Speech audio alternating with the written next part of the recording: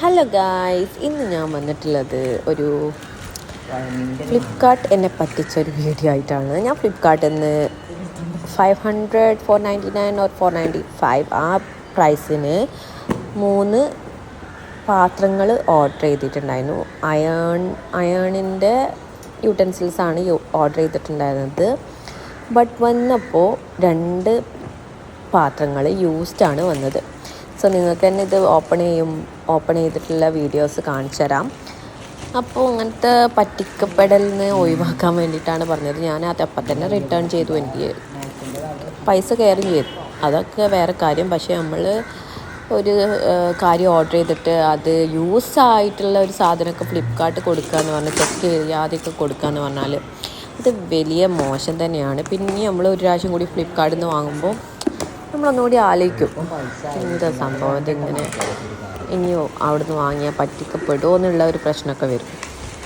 So ആ ഒരു video ആണ് ഇന്ന് ചെയ്യാൻ പോകുന്നത്. സോ ഇതൊരു കടായാണ്. ഇത് നല്ല കടായിരുന്നു. സ്റ്റാർ ഡയമണ്ടിൻ്റെ പ്രൊഡക്റ്റാണ്. ഇത് വലിയ കുഴപ്പമൊന്നും ഉണ്ടായിരുന്നില്ല.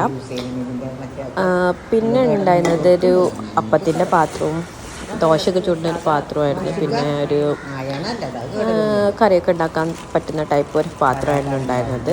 അത് തന്നപ്പോൾ മക്കളെ ഞെട്ടിപ്പോയി. അത് യൂസ്ഡായിരുന്നു. സത്യം പറഞ്ഞാൽ യൂസ്ഡാണ്, യൂസ്ഡല്ല അതുപോലെ മനസ്സിലാകുന്നില്ലായിരുന്നു.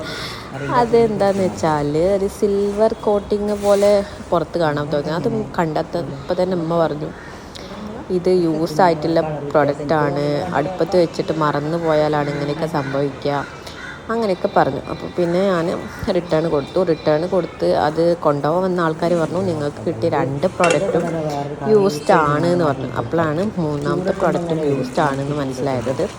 ഈ ഒരു പ്രോഡക്റ്റ് കണ്ടപ്പോൾ തന്നെ ഇത് വെക്കണോ വാങ്ങണോ അതോ തിരിച്ചു കൊടുക്കണോ എന്നൊരു കൺഫ്യൂഷനായിരുന്നു.